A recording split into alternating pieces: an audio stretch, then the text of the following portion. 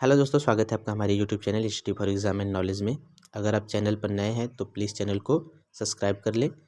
आज हम लोग डिस्कस करेंगे इंग्लिश के सुपर टेट, टेट और सी टेट के एग्ज़ाम में जो प्रश्न आते हैं, इंग्लिश का ग्रामर का जो पार्ट है वो हम लोग डिस्कस करने वाले हैं।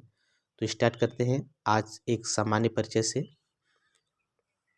किसी भी भाषा किसी भी भाषा को सही लिखने में बोलने के लिए उसी भाषा की ग्रामर के नियमों को जानना आवश्यक होता है। भाषा की सबसे छोटी इकाई जो होती है वह होती है लेटर यानी अक्षर। लेटर क्या है? किसी भी भाषा की सबसे छोटी इकाई है।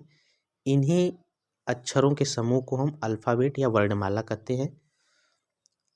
इंग्लिश में टोटल जो वर्णमाला की संख्या यानी अल्फ़ाबेट की जो संख्या है वह 26 है।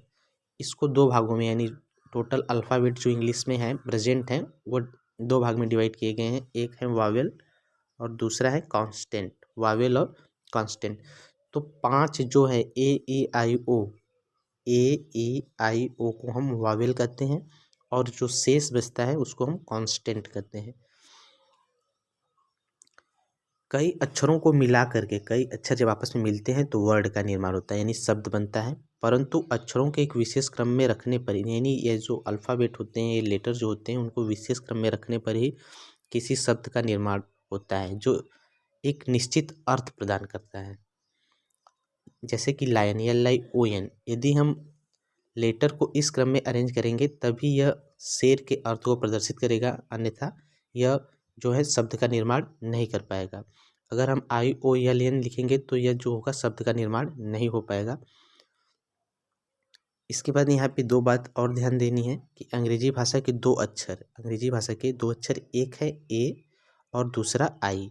ए और आई शब्द के रूप में भी प्रयोग किए जाते हैं, क्योंकि ए का अर्थ होता है एक, जो एक शब्द है, एक अर्थ प्रदान करता है, और आई का अर्थ है मैं, यह भी एक अर्थ प्रदान करता है, यह भी एक शब्द है। तो यह हमेशा ध्यान रखेंगे कि अंग्रेजी भाषा में दो अक्षर ए और आई को हम शब्द के रूप में प्रयोग करते हैं, क्योंकि ए का अर्थ एक है और आई का अर्थ मैं है।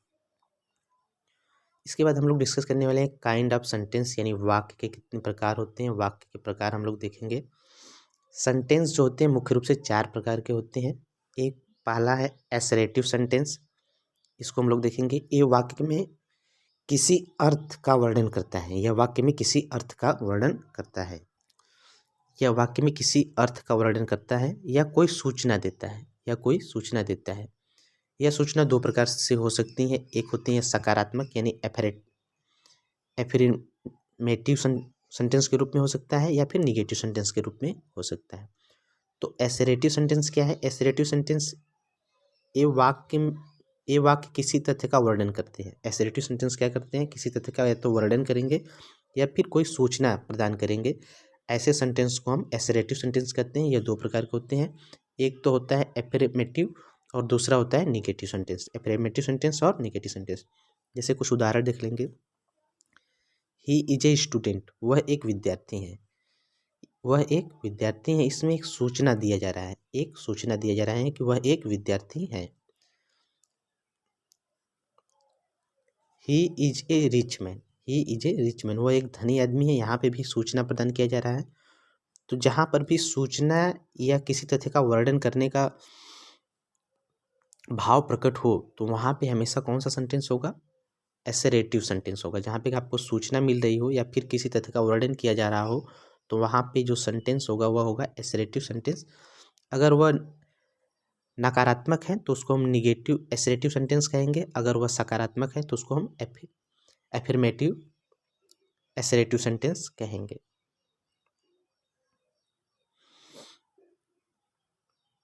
इंट्रोगेटिव सेंटेंस, अब बात करेंगे दूसरा इंट्रोगेटिव सेंटेंस की। जिस सेंटेंस में कोई प्रश्न पूछा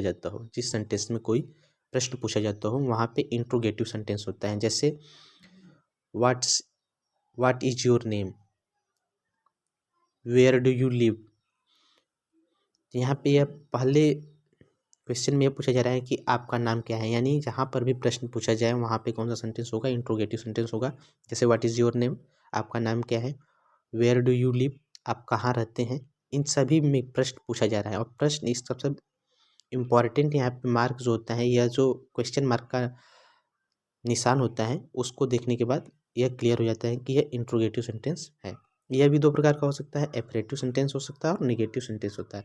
यदि नकारात्मक जुड़ा हुआ है तो वह निगेटिव सेंटेंस होगा, नहीं तो एफर्मेटिव सेंटेंस होगा। तीसरे सेंटेंस की बात करेंगे तो इम्परेटिव सेंटेंस। इम्परेटिव सेंटेंस तीसरा है, जिन वाक्यों में किसी को आज्ञा देना, उपदेश देना या किसी से प्रार्थना करना आदि भाव प्रकट हो तो वहाँ पे कौन सा सेंटेंस होगा, इम्परेटिव सेंटेंस। यानी जिस भी वाक्य में किसी को आज्ञा देना, उपदेश देना या किसी से प्रार्थना करना आदि भाव प्रकट होते हैं तो वहाँ पे इम्परेटिव सेंटेंस होता है। जैसे कि कुछ एग्जाम्पल है, कम हेयर, यहाँ आओ। यहाँ पे जो है एक आदेश दिया जा रहा है, यहाँ पे क्या किया जा रहा है, आदेश दिया जा रहा है, कम हेयर, यहाँ आओ। कीप क्वाइट, चुप रहो, यहाँ पे भी आदेश दिया जा रहा है तो इम्परेटिव सेंटेंस हुआ। Please lent me your book, कृपया मुझे अपनी पुस्तक उधार दीजिए। यहाँ पे प्रार्थना किया जा रहा है, यहाँ पे प्रार्थना किया जा रहा है, तब भी यह इम्परेटिव सेंटेंस हुआ। ऑलवेज स्पीक द ट्रूथ, सदा सच बोलो, यहाँ पे उपदेश दिया जा रहा है तो यह भी क्या हुआ, इम्परेटिव सेंटेंस हुआ। ओबे योर एल्डर, बड़ों की आज्ञा का पालन करो, यहाँ पे आपको आज्ञा दिया जा रहा है तब भी यह इम्परेटिव सेंटेंस हुआ। सेंटेंस में जो है बिल्कुल लास्ट जो है एक्सक्लेमेटरी सेंटेंस, यह हम लोग देखेंगे। ऐसे वाक्य हमारे हृदय में अचानक उठने वाले मनोभावों जैसे कि प्रसन्नता, आश्चर्य आदि को प्रकट कराते हैं, तो ऐसे वाक्य को हम लोग एक्सक्लेमेटरी सेंटेंस कहते हैं। इसका सबसे पहचानने का जो तरीका है वह है, यहाँ पे आपको एक एक्सक्लेमेटरी सेंटेंस का जो है प्रतीक जो है वह आपको दिखाई देगा। कहीं पर भी वाक्य में कहीं पर भी यह जो होगा, यह आपको यह एक्सक्लेमेटरी सेंटेंस का जो प्रतीक है वह दिखाई देगा। जैसे कि alas his father is dead, इसमें दुख की भावना प्रकट होती है। हर्ष, इसमें प्रसन्नता की भावना, यानी कि देख रहे हैं alas his father is dead, यहाँ पे आप देख रहे हैं कि दुख की भावना प्रकट हो रही है तो यह एक्सक्लेमेटरी सेंटेंस है। हर्ष यानी जहाँ पर भी दुख की भावना, प्रसन्नता की भावना, आश्चर्य की भावना प्रकट हो और यह मार्क लगा हो तो वहाँ पे जो सेंटेंस होता है एक्सक्लेमेटरी सेंटेंस होता है। तो आशा करते हैं कि आपको वीडियो पसंद आया होगा। वीडियो पसंद आए तो वीडियो को लाइक करें, शेयर करें और चैनल को सब्सक्राइब करें। थैंक्स फॉर वॉचिंग, धन्यवाद।